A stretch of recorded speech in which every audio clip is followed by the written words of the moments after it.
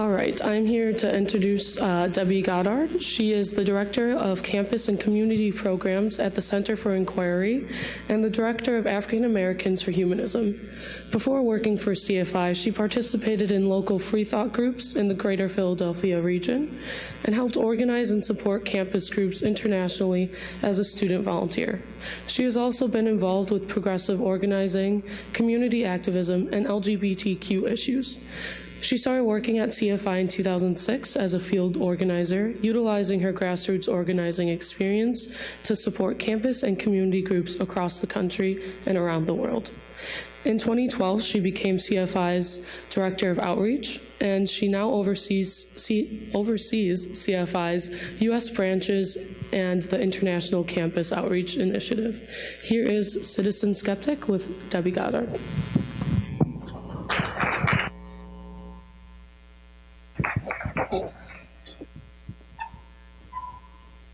Hello. How does it sound? Good so far? Flatterer. I'm doing an unusual topic today, and possibly an ambitious talk, but that's exciting. I usually talk about organizing and outreach, things like diversity initiatives, how to get more people of color involved in your groups, how to reach women, how to reach students better, how to organize campaigns, things like that. This is about how we think about our movement, how we think about our activism, and how we think about our values, who they're good for. And I mentioned to the organizers that I have a lot of content, and I hope I don't go over time. So I will not bore you with more background information, but just get started. Fortunately, a lot of what I'm saying is reinforcing points that were brought up in talks last night, so I can skip a couple things early on. The talk is called Citizen Skeptic, and I won't quite tell you what that means yet. I'll tell you halfway through. You'll figure it out. But how to be a better skeptic and citizen. It's me as a superhero, Luke Cage. You know the answer to that, you guys. So what do I mean by skeptic? What are we talking about when we talk about skepticism? There are two kinds of skepticism, or I should say there are two kinds of ways that we use the term skeptic and skepticism in this movement. My first exposure to the skeptic movement was back in 2000 at a CFI student leadership conference. My first exposure to all of this was in 2000. And my impression was that it was 50% Bigfoot, 20% ghosts, 20% psychics and ESP, and crop circles and other things thrown in. That is one kind of skepticism, defined as applying the methods of science, the tools of science, to address paranormal, pseudoscientific, and fringe science claims. By definition, things that mainstream science doesn't tend to spend a lot of time on or address, like crop circles, like psychics and Bigfoot, kind of a hobbyist field.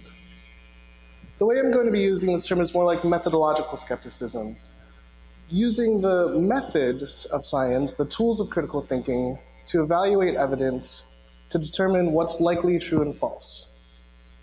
But there's another part of this that I think we could do a better job of making explicit. We're not just trying to determine what's true and false, what's likely true and false, because we like being right, although we do like being right. We're trying to use these tools because we think it contributes to a better world, and it contributes to better lives for ourselves and things. So my simplified definition of skepticism that incorporates all this is that it's a method that uses the tools of science and critical thinking to evaluate information so that we can make better, more well-informed decisions. Does that sound right? Is everyone just not awake yet? Okay, let's kick it up a notch. Let me give you an example story. Even though Candace said maybe I shouldn't tell this one. I'm telling it, so I can just demonstrate what I mean. Back in 2011, I lived with a boyfriend. His name was Ian. And you have conversations sometimes when you're dating someone, when you're in a relationship, you talk about personal things. And I mentioned the fact that my younger sister had just found this weird blue thing under her skin and sort of dug it out. She was like, is this a microchip? Is this from the government? I was like, isn't that weird how skin is technically our largest organ, and yet there's so many things that happen that we don't understand. We're just like, what the heck's going on here? What's this? And I mentioned in this conversation that I'd had this weird blackhead. Sorry, this is gross. My parents were nurses, so I don't tend to get grossed out by stuff like this. Apologies. But I had this weird blackhead on my abdomen for years, and I didn't know what it was. And he said, as sometimes the people you're dating don't do, let me get that for you. I'll get my tweezers. And I was like, nah. And he said, come on. I said, okay, fine. So he did. I was laying down, he's kind of poking and prodding at this, and at some point he said, that's weird. I said, what? He said, there's some fibers in here. I was like, what the heck? Fibers, he ended up pulling one out. It was about 1 centimeter long, kind of translucent or clear like things in this picture. And I was like, what is that? I'm trying not to curse because I realize this is going to be online later. What the heck is that? And I remembered reading online about something that people said they had, these fibers that they found under their skin, and it was called something like Magellans or Morganons or something like that. And I was like, I just read about something online where people find fibers under the skin, and it seems to be all in their head. It's a made-up internet disease. And let's check it out tomorrow. I'll save this thing. We'll look, it's late at night. We'll go to bed. The next morning, he woke me up. He said, I actually looked up what you were talking about. It's called Morgellons. Didn't you have Lyme disease a couple years ago? And I said, yeah, I did. He said, apparently it's correlated with Lyme disease. I was like, what? So we go to Wikipedia, as you do, and we looked up what it said as a starting point for research. And here are some quotes. Although an apparent association of the condition with the presence of Lyme disease has been reported, further research will be needed to help resolve the validity of Morgellons disease. There was more about connecting with Lyme disease. Many patients with Morgellons disease have positive Western blots for Borrelia burgdorferi, the causative agent of Lyme disease. But it went on to say, most doctors regard Morgellons as a manifestation of known medical conditions, including delusional parasitosis. Morgellons patients usually self-diagnose on the internet. And I thought, hey, I feel personally attacked by this relatable content. The internet is important in spreading and supporting bizarre disease beliefs. The World Wide Web has become the incubator for mass delusion, and it, Morgellons, seems to be a socially transmitted disease spread over the internet. One of my coworkers had written an article recently, which I found out the next day at work, about Morgellons, which he ended by saying, Occam's razor principle suggests that Morgellons is a mental disorder. And I thought, crap, I had fibers in my skin. It was probably the result of a delusion spread by the internet, and it's all in my head, and also my boyfriend's head. I have a made-up internet disease. Now, this was only part of my thinking, but I'll admit, I did think this for a minute. Like, perhaps this is legit. I checked out the Morgellons Research Organization, I looked at some photos, and I was just like, maybe this is a thing, because I've never seen anything like this. But I try to be a good skeptic. I try to apply the rules of critical thinking and Occam's razor principles and things. And so I wanted to talk about some of the things I learned from this experience. One, I realized that, of course, when I felt attacked, when I was looking for information about something I didn't know anything about, and the first kinds of things I saw were, you're crazy, it's made up, it's in your head, you're nuts, you're delusional, I was more likely to try to hold on to what I thought might be the case. I felt like I was being dismissed, right? Of course, I tried to do the best research I could. As a skeptic, of course, you try to evaluate information and draw the best conclusions you can. In this case, as in many cases, I needed to be able to depend on authorities I trust. doctors, dermatologists, skeptical activists who also have medical degrees. And at the end as well, to feel comfortable saying, I don't know what the heck that was. Still don't know what that was. It's still there, you guys. It's been like 7 more years. And I don't really care. Skin's complicated. Things are complicated. I don't have any of the other symptoms of this made-up internet disease that people think they have. But it gave me some empathy for people who do present with different symptoms and say, like, what is this? And a little more sensitivity to skeptics who are knee-jerk about saying, that's bullshit, it's in your head. Also, you're crazy. That's lessons learned from that. Connectedly. Let me tell you another story.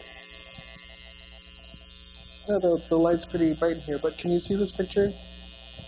This is me in 2012. Every year I go to the Philadelphia Folk Festival. I spend time sitting on a farm field about an hour north of Philadelphia. This year, wearing these sandals, I got a bug bite on the top of my foot. It was a weird bug bite, and I showed a couple people there and said, what do you think this is? Is this a spider bite? I'm not really sure what those look like. You think this is that? Didn't really think much of it beyond that. About 3 weeks later, I woke up one morning, a morning I was supposed to fly to Atlanta, Georgia for Dragon Con, a big science fiction, fantasy, etc. convention. But I woke up with this very bad and weird headache and neck ache, just concentrated in the back of my head and neck. After laying in bed for a while thinking, what is wrong with me? I realized I'd had this headache once before, when I'd had Lyme disease. And so I thought, maybe that bug bite from a few weeks ago was actually a tick bite, and maybe I have Lyme disease again, and I should go get that checked out when I come back from Atlanta, which I'm flying to in 4 hours. While I was in Atlanta, I woke up every morning with that same kind of weird back of the head, back of the neck ache, and I started getting really worried. I mentioned this to a doctor friend of mine, a skeptic activist actually too, in Atlanta, and she said, oh no, you need to go to the hospital right now. The problem with Lyme disease is if you let it go, you have a much higher chance of having terrible things happen to you. Neurological damage, things like that. And that really worried me, but also I was in the midst of a very big conference. I had things to do. I didn't want to go to a hospital in Atlanta. I didn't know how insurance worked in that case. So I thought, you know, in 3 days when I'm back in Buffalo, I'll go first thing. Hopefully nothing bad will happen then. But that night, I was laying in my bed in the hostel on my phone looking up symptoms of Lyme disease. And I saw one that really worried me. It's a tick. It's pretty ridiculous, but at this point, again, I was getting worried, right? Something's going to happen to me because I didn't take care of this right away. This one picture, it took me a while to find it again, but this one picture really freaked me out. This guy has Bell's palsy. I've met people with Bell's palsy. Bell's palsy is not that bad. You have some, a nerve maybe compressed or something inside of your face. It usually lasts a few months and clears up. It was something about the red eyes that got to me. And for some reason, in my worried brain, I was thinking, oh my gosh, I'm gonna wake up tomorrow, and this guy's face is going to be my face. No, that doesn't make any sense. But that's what I thought. Like, I've ruined my thing, like I should have gone to the doctor instead of coming to Atlanta. You know, I'm gonna make life harder for myself. I'm gonna wake up with Bell's palsy. Well, a few days later, I was back in Buffalo, and I went to a doctor and said, basically, it was a doctor I hadn't seen before because it was a more urgent appointment. I said, I think I have Lyme disease again. I had a bug bite a few weeks ago outside of Philadelphia in a farm field, and I've been getting this headache in the back of my head that I've only gotten before when I've had Lyme disease. The doctor said, it's probably not Lyme disease. It's not that common in this area. Why don't you just wait and see if you develop any other symptoms, and then come back in if you do? Well, my heart rate increased, my blood pressure went up, and I thought, if I walk out of here without getting anything, in the next day or two, my face is going to turn into this guy's face with the freaky eyes. That's scary. So now I have to figure out how to talk this doctor. The first thing was to say, I wasn't in this area. I know it's not that common in this area. As I mentioned, I was outside of Philadelphia in a farm field. And having had Lyme disease before, I know that it's very common in the Northeast. Philadelphia is in this blue blob over here that shows how common Lyme disease is. Buffalo's in that white area in the corner of New York. So it may not be common here, but I was in Philadelphia when this happened, where it's very, very common. She didn't seem happy. I think she thought I was challenging her authority and said, well, since you said you had Lyme disease before, we can't test for it a second time. So you'll just need to see if you develop other symptoms and come back in. And now I think I'm going to die of nervousness because there's a gatekeeper who's keeping me from accessing what I think is very important medical care, or at least important enough to keep me from waking up with this guy's face on my face, which again is irrational, but look at his eyes. I was worried. But I had one more piece of information that could help me in this instance, which is that the time before that I'd had Lyme disease was actually the second time I'd had Lyme disease. I'd had Lyme disease. This would make it the third time if indeed I had Lyme disease. That's what happens in Philadelphia, I guess. So I knew that you could actually test to see if you had a new infection. So I laid that down, like, well, actually, I came to this facility a few years ago with Lyme disease and was told you could test for a different infection. Please, let me just get tested to see if I have it. And she actually tried to block me one more time. She said, she frowned and she looked at her notes and she was like, well, it looks like you're due for blood work anyway, so how about scheduling an appointment for a few days to come in because you'll need to fast to do that. And I was like, good thing I haven't eaten yet today, even though it's 1:30 in the afternoon. Like, I can take care of that this afternoon, let me in. So indeed, I got tested that afternoon, I did the blood work, and they called me 2 days later and said, hey, you have Lyme disease for the third time, come on in, pick up your prescription. And I didn't wake up with Bell's palsy, which was good. But this taught me something else. You know, the methods of skepticism are good. Of course, they're good for us. They help us make better health decisions. But if we want to take these steps that are good for us, it doesn't just involve us being right. I was pretty right. I had some information. I tried to make a good decision based on that. Hey, I probably have Lyme disease again. But I needed also to be able to communicate effectively with someone else to benefit myself, right? So part of skepticism, part of trying to be a good citizen skeptic, a skeptic who is part of society in the world, involves also working on our communication skills to help ourselves and to help others.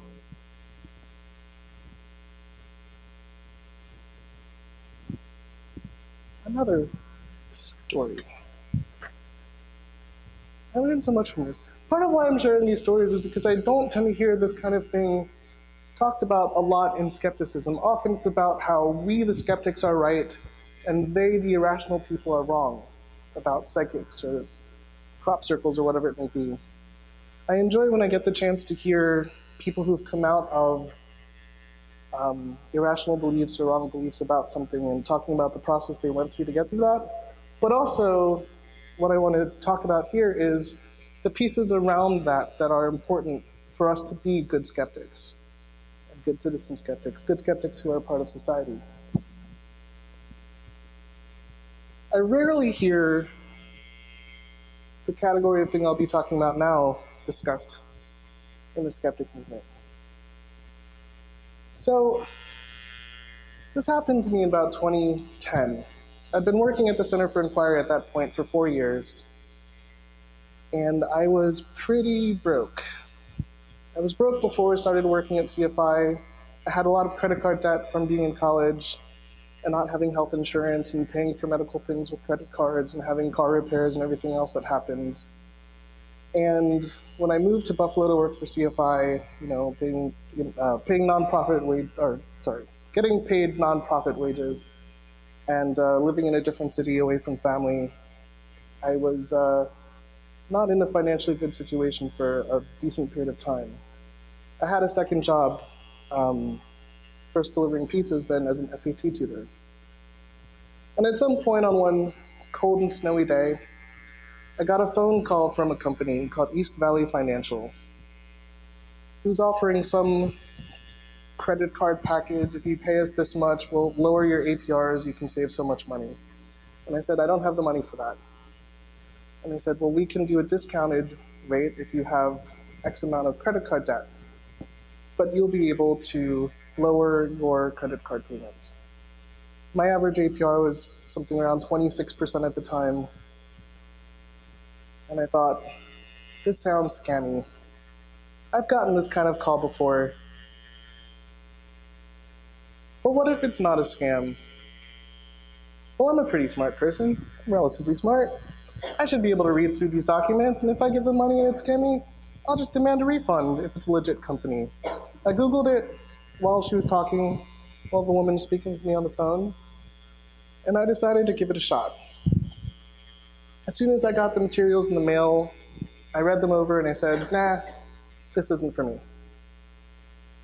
I followed all of the steps for a refund, faxed in some paperwork.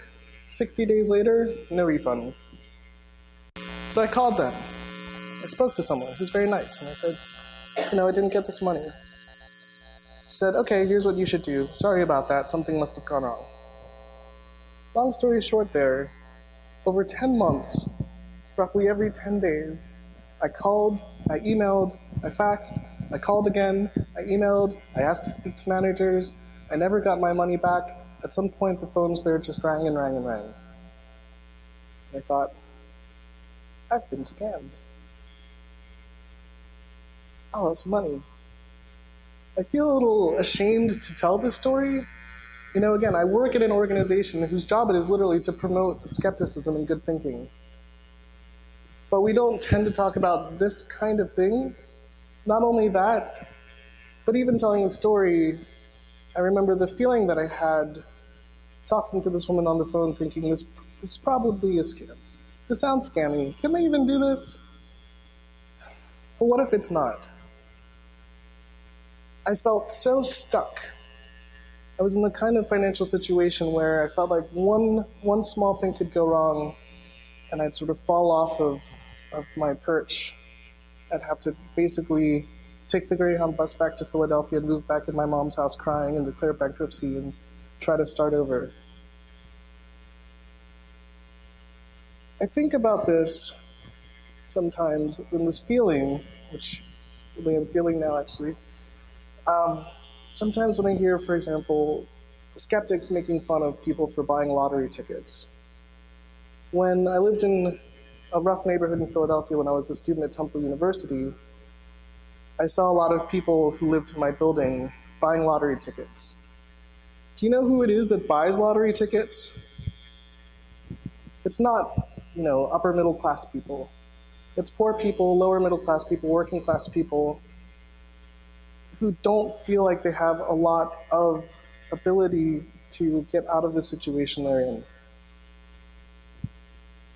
They feel powerless.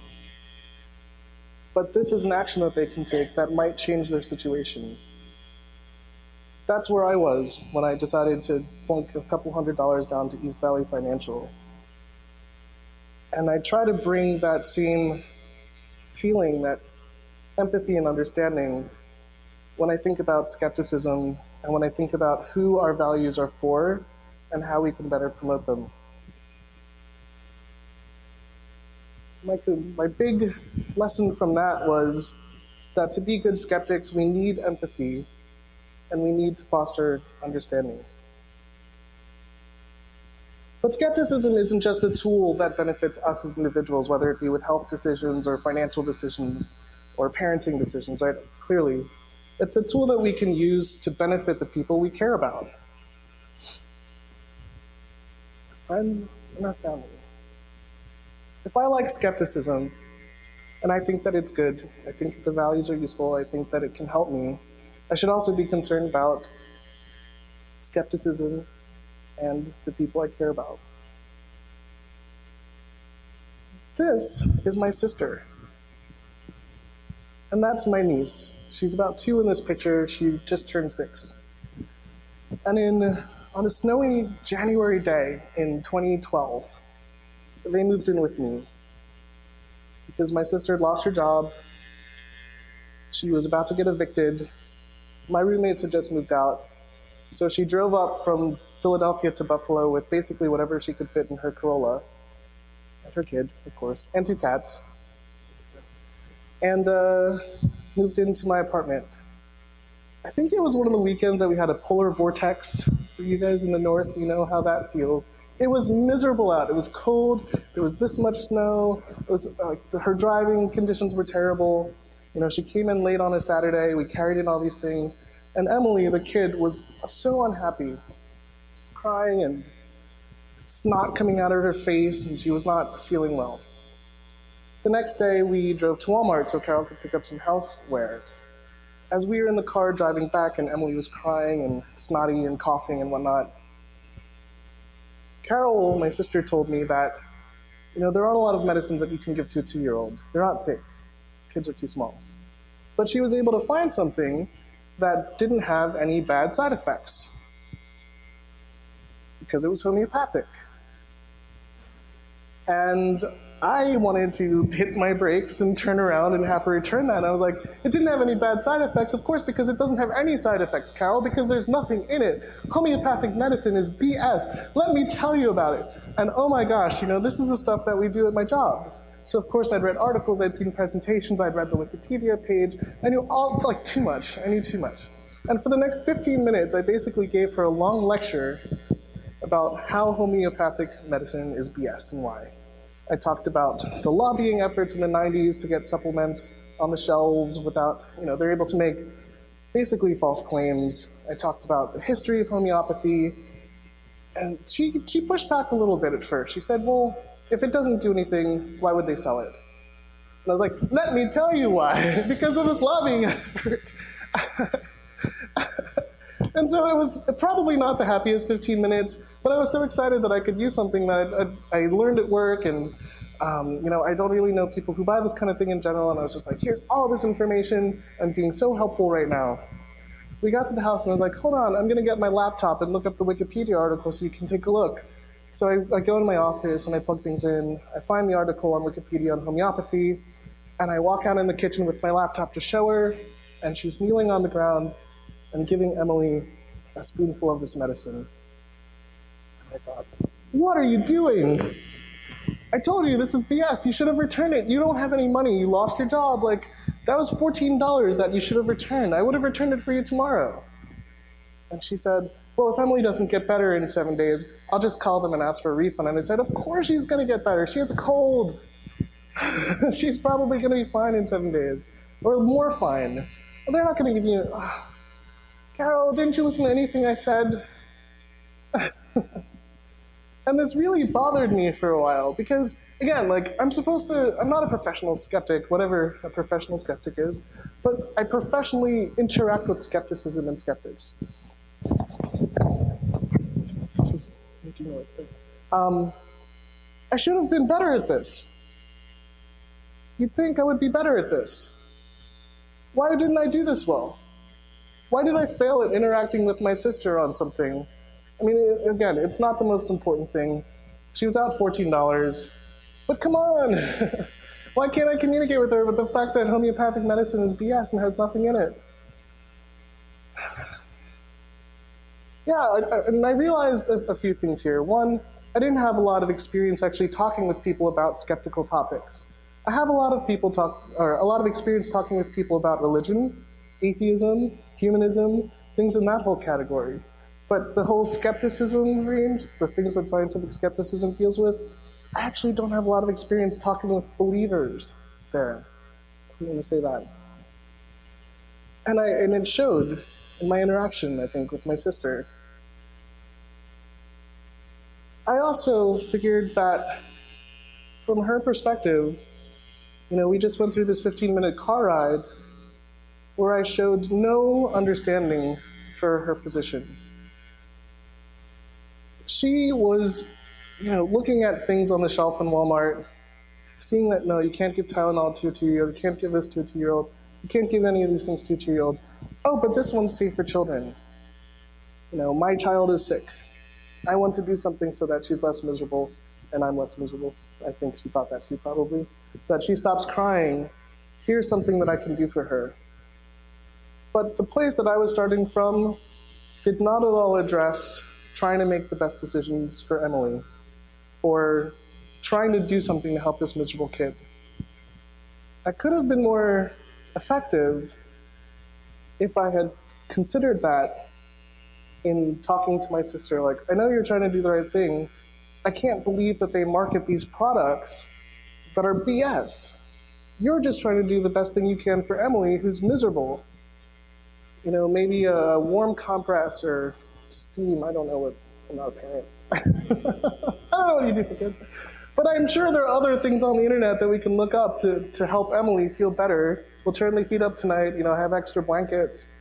But that stuff, it really doesn't work. Isn't it terrible? Let's see what else we can do to help Emily.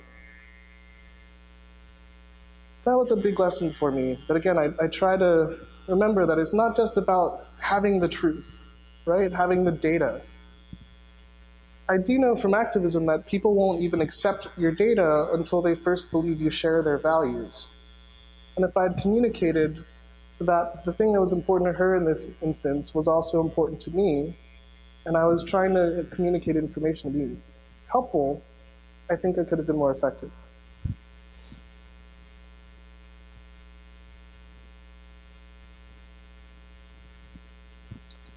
So, skepticism.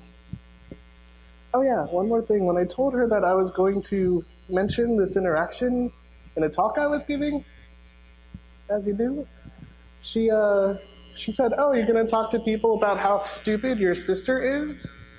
How silly you was for buying this homeopathic medicine? And I thought, no, that's not what I'm talking about. I'm talking about how silly I was for not understanding where you were coming from.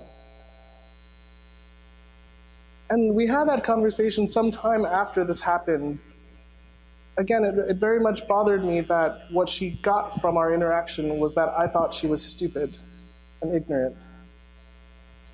Another important lesson for me in trying to be a better skeptic. That's what she remembered. Not that homeopathy is BS, but I think she's stupid and ignorant. We cleared that up. We're good now. On most things, we're good. But not everything. But it's family. Whatever. So now I've talked about how skepticism, the methods of skepticism, and evidence-based thinking benefit ourselves as individuals. That's why we're interested in fostering it. Benefits the people we care about. Can improve our lives.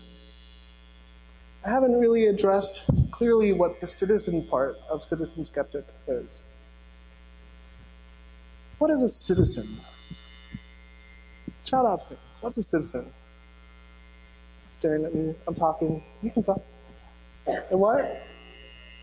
A member of a society. Yeah. So thinking about skepticism and who it's good for and how we promote it,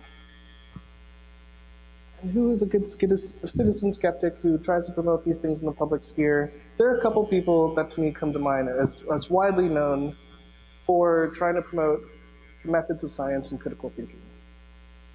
One is Bill Nye, this guy. How many of you watched the debate between Bill Nye and Ken Ham a few years ago? Yeah. So Ken Ham, the creationist, versus Bill Nye. I think it was at a school near the Creation Museum in Kentucky. The Ham on Nye debate. Bill Nye closed that debate by saying this: I want to close by reminding everybody what's at stake here. If we abandon all that we've learned, if we abandon the process by which we know it, if we stop looking for the next answer, we in the United States will be outcompeted by other countries, other economies. That would be okay, I guess, but I was born here, I'm a patriot, and so we have to embrace science education. We have to keep science education in science. Around that time, I think, when his star really began to rise again, he started being offered a lot of platforms to talk about science and science education and evolution. He was on Meet the Press talking to Republican Representative Marsha Blackburn about climate change. And he also declared multiple times during that he is a patriot. He cares about science, and he cares about the US investment in science and science education because he's a patriot, and he wants us to do well. He wants our economy to do well.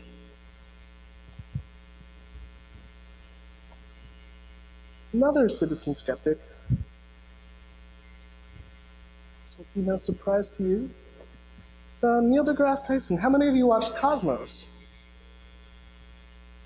How many of you did not watch Cosmos? Oh, okay, thanks. Just checking if you were participating.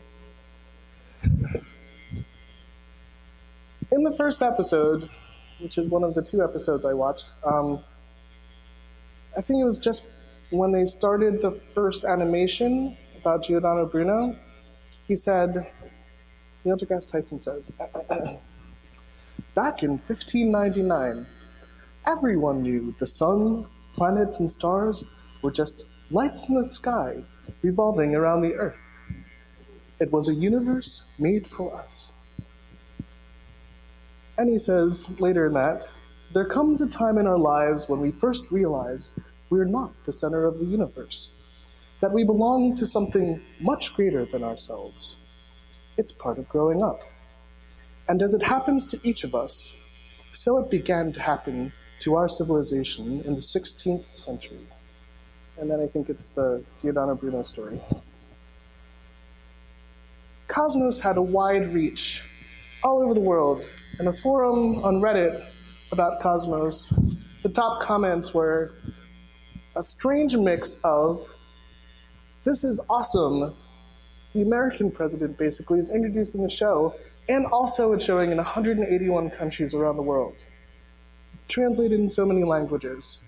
Neil deGrasse Tyson is literally bringing the world together. We're all going to share this experience together, and I'm glad it's actually America who's doing something so positive on such a large stage. The way that I thought about the term citizen for this talk and skepticism was the way that we use the term when we say a phrase like citizen journalist. Someone who uses the tools of journalism, not necessarily professional, often not a professional, but is active, engaged in journalism for the good of the society around them.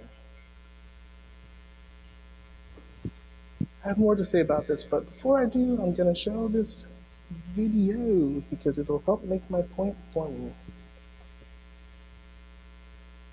Hopefully I will show this video. I'm not old enough to remember 1957, but there are certainly plenty of people among us who do. And when the Soviet Union launched Sputnik, that was a Sputnik moment. This was our sworn enemy, the communists, and we had our own state of self-assessment that we were technologically proficient. We won the war, our manufacturing was back in place. And here's this country that we were telling the whole world that we were better than they were in every way that mattered, and bam, out comes a satellite. Our response is we created NASA. First we went berserk, then we created NASA a year later. We redoubled our efforts in science and technology and engineering, and that would shape the identity of the United States from the end of the 1950s through the 1970s. The Sputnicity of that moment, I think, comes from the fact, whether or not the public knew this, the military folks knew it, that Sputnik was a hollowed out intercontinental ballistic missile shell. They took out the warhead and put in a radio transmitter that went beep beep. The military folks knew that if they could put a radio transmitter in a ballistic missile shell and fly it over our heads, that they have the new high ground. So in that case, the Sputnik moment was a military one. And it was clear that technology and science would be what would enable nations to take the lead and the high ground. Right now, we in America, we're sort of slowing down, or maybe everyone else is just speeding up. But the effect is we've lost our edge. We've lost our leadership position. When President Obama said, in a Sputnik moment, in fact, we will rejuvenate the space program. The space program, in fact, is not dead. It's just kind of smoldering back there. One of them is we'll be back to Mars in the 2030s. 2030s? maybe as early as the late 2020s. Who's going to be president? On what budget? So that's a nice thing to listen to in a speech because he's thinking about the future, but that's not a future that's actually within reach that anyone can act upon. I don't like Sputnik moments. I'd rather have been the leader all along. Why do we have to be shocked into being motivated to lead? Why don't we just lead all the time? And maybe that's just unrealistic. Maybe that's just not human nature. Maybe we have to feel threatened in order to act. So yes, Sputnik moments work. And if we can't lead all the time, let it be a Sputnik moment that kickstarts our heart back beating again. But I can't help but be a little disappointed that we haven't stayed there, that we're going to have to play catch up if we're going to catch up at all.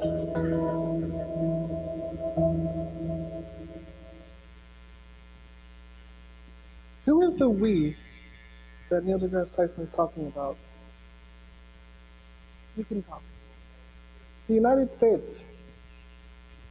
Neil deGrasse Tyson often talks about wanting US to be #1 in science for multiple reasons, I think. And one might be the same as Bill Nye's, like he's honestly a patriot. He cares about the US.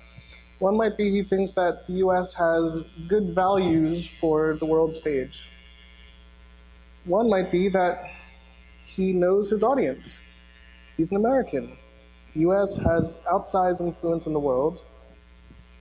If he can talk well to politicians and people who affect politicians and voters who might be interested in increasing science funding and the audiences that he's able to talk to most effectively, then that can improve science for everyone. I also worry sometimes. I've seen him give talks where he, at the end of a presentation, he'll show lines on a graph that show the US's basic science dominance in the world, having the leading universities and the leading research programs and a lot of funding, and then comparing China, which has been on the rise for decades, right? And saying if we don't pay attention to science, if we don't fund these science programs, other countries will overtake us, you guys.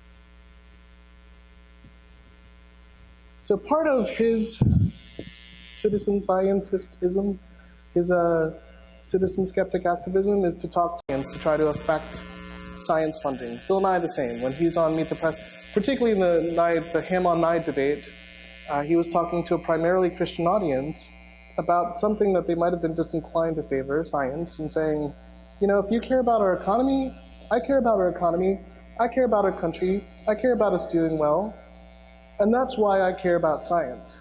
That kind of thing resonates.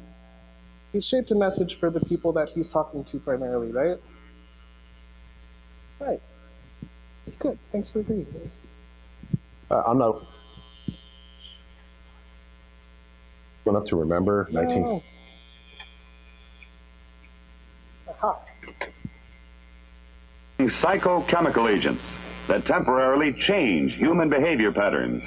A study was made of the effect of one of these on a cat, which, prior to receiving a dose of the agent, reacted normally when confined with a mouse.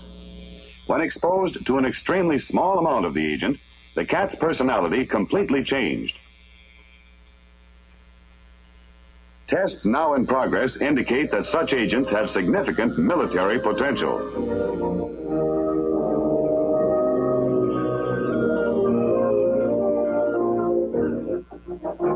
Your Army's Research and Development Program is a continuing effort to help ensure the survival of this nation. Army industry teamwork is essential to the accomplishment of the Army Research and Development mission. To maintain superiority in our military arsenal, new ideas are essential. New weapons must be developed and perfected to meet new requirements. In these days of explosive advances in science and technology, Army Research and Development plays a major role in maintaining America's military supremacy.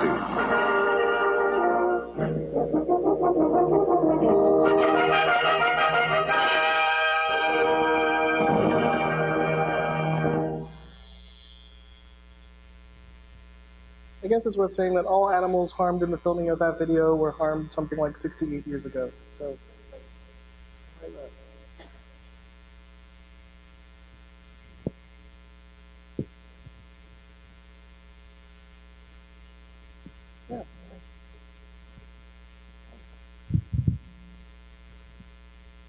So when it comes to the way that we talk about science, and the fact that science and skepticism and these other values that we share are good for us, and we are interested in promoting them, who is the we that we're often talking about? Why are we interested in promoting these values, and for whose benefit? So part of the way that I like us to think about the term citizen is in that context. To understand when we hear Neil deGrasse Tyson or Bill Nye talking about science, why they might give the message they do, and who might be left out of that. I usually talk about this in the context of race and sex, but I thought I'd expand it to a bigger worldwide scale. It's all relevant to each other anyway. The last story I want to share is about Gehrig, who is the executive director of the Center for Inquiry branch in Kenya. He's been in that role and volunteering in different ways for about 10 years now there. And he writes articles online. Every few months he contributes something about skepticism, humanism, atheism, which sometimes are categories that don't split apart as cleanly as they seem to in the US in the way that we've organized our movements here. But I wanted to share part of one article that he wrote called "Using Humanism to Help the Less Fortunate in Africa." He says, "When I first embraced a humanistic life stance, I believed that it was only a personal matter and that it would not compel me to trouble myself to engage in activities of social justice. Most people who have embraced a secular life stance, and mostly atheists, believe that having abandoned religion and then trying to involve themselves with activities like helping the poor, assisting orphans, and helping homeless widows is like trying to mimic religion. Hence, when one abandons the belief in God, gods, Satan, etc., it does not compel them to be involved in matters of social justice. As an atheist in Africa, that kind of thinking used to appeal to me when I was still involved with activism on campuses. I believed that my only mission was to inspire young people at the institutions of higher learning such that they would embrace rationalism in order to unwind the chains of dogma that religions and traditional societies have planted in them. This, I believed, was the only pure concern for humanists in Africa. However, this would change when in 2009, with widespread witch hunting, where old women were killed on suspicion of practicing witchcraft, children were fed poison and hacked to death for being suspected to harbor evil spirits, and women were burnt alive on accusation of witchcraft, the Center for Inquiry Transnational launched an anti-superstition campaign, encouraging African branches to empower the various communities within their operational countries by educating them on the dangers of superstition. The main aim was to instill rationality in these communities and educate them on the need to seek an evidence-based approach when it came to witchcraft. Many families were being accused of practicing witchcraft, and there was no evidence given to support these claims. Thus, because the community just relied on mere belief and hearsay when it came to witchcraft allegations, our experience showed us that this was an avenue that was used to settle family disputes over land and other resources. It troubled us so much because innocent people died, leading to a human rights crisis, and the killing of parents left children stranded without a future. Inspired by this, and through the continuous support of the Center for Inquiry, we took a different turn in our anti-superstition campaign, where our activities did not end with teaching the society about the dangers of superstitious beliefs, but we made an effort too to children who were abandoned by their parents or after their parents were lynched or died due to irrationality. That is how we started to work towards social justice and started Support the Humanist Orphan. So this campaign he started, well, these are some of the other activities he's done. His group still has lectures. This one featured Leo Igwe from a Nigerian humanist activist.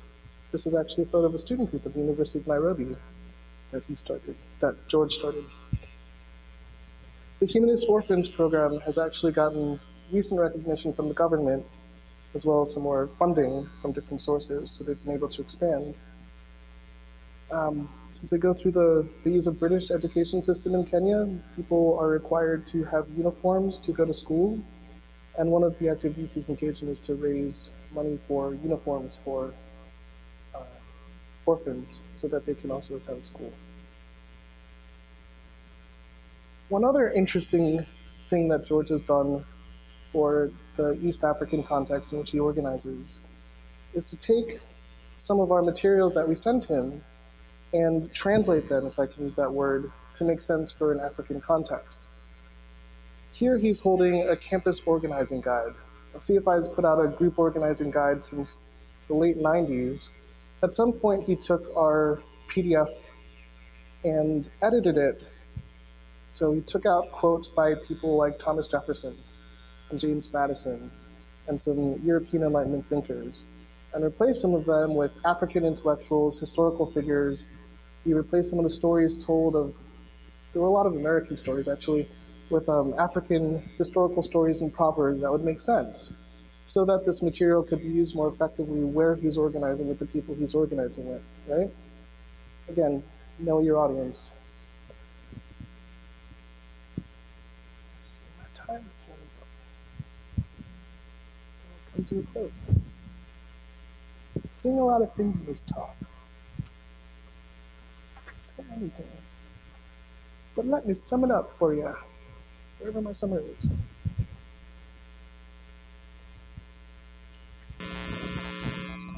Sorry, I moved everything around with the video.